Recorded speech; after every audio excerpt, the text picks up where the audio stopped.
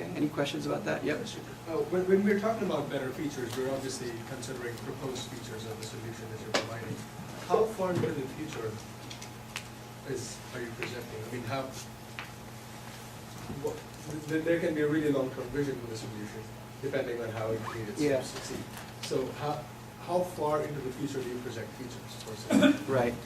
For example, with a Bluetooth device, there might be several levels of success or measurement that you might want to provide more detailed information. It's not a cop-out, I'm just telling the truth, it depends, right? Okay. If you're doing a medical startup where say you're doing some kind of new pharmacological product or a new drug or something, it's by necessity going to be further out because you've got to deal with FDA regulations and certifications and all that kind of stuff. So with that kind of a startup, the judges understand that, and having a vision that's maybe 10 years out is not unrealistic. But for the Bluetooth device, for example, that's something that needed to be relatively quick, right? Because Bluetooth standards may be changing, there's going to be Zigbee or whatever, et cetera. We need to move more quickly. So that vision had to be a lot shorter. So it depends, and it's on a case-by-case basis.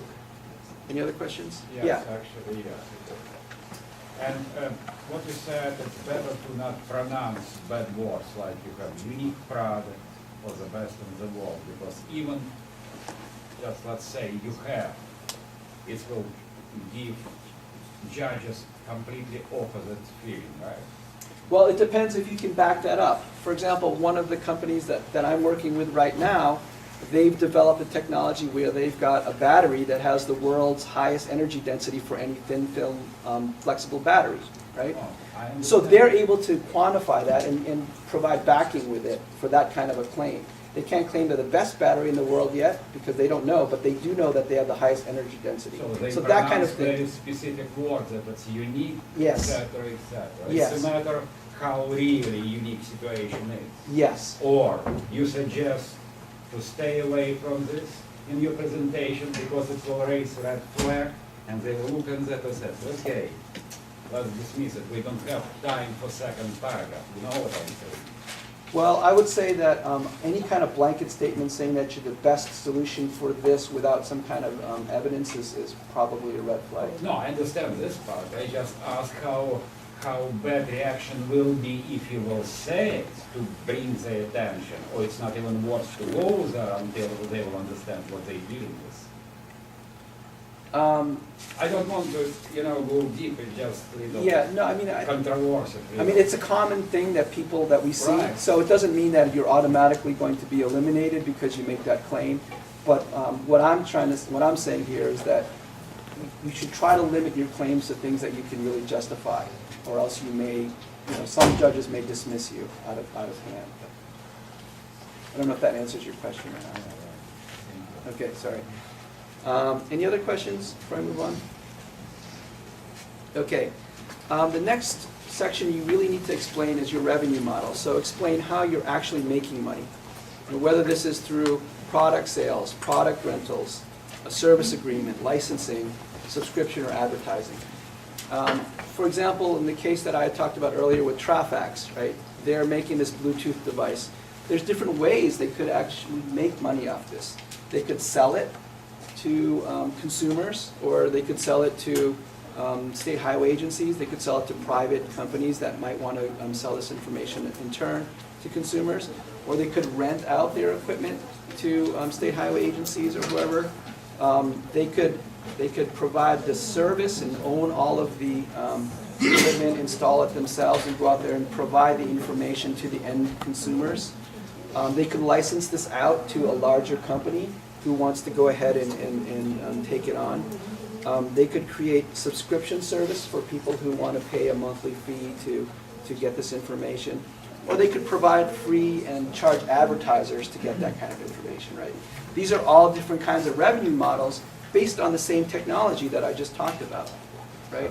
So you have to be able to identify not just what your technology solution is, but also how you're actually going to make money off of it. Does that make sense to everyone?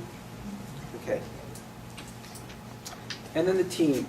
So here again, ideally, if you had the world-class team, that's what you want to say, but in general, you just want to show that you've got the depth and breadth to do what you say you can do in your executive summary. And here, you want to be specific about experiences, relationships, and qualifications that will help you. So if you've done a previous startup or you've got work experience, if you've got relationships with potential customers, partners, investors, really, call them out. Just saying, I've got, 10 years of software experience, just doesn't say that much, right? But if you say, we're trying to do a software product that's, and I've worked for 5 years at Microsoft, or did a summer internship at Intel, or something like that, call that out. I mean, even for the undergraduate students here, even if you're doing something like some of my students put together a business plan last year where they were trying to sell to fast food restaurants. One of them wrote in, I worked at McDonald's for 4 years. And that gave him an insight into how restaurants work, and that's fit in with his business plan. That's the kind of thing that you want to call out. Anything that you can show that's relevant, that shows that you understand your market better, or that you understand the technology better, is important to raise here. Okay, any questions? Yeah, Danny.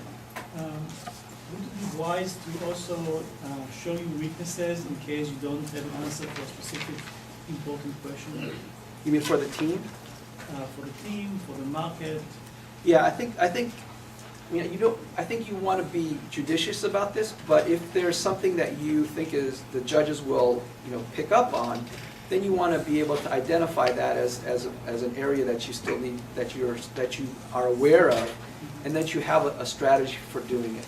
As the question I was asked earlier about the team, if you don't have someone who's got financial or business experience, you may say, this is a hole that we have, and we're going to try to fill this hole by by recruiting later on, or going to the business school and trying to find an MBA student.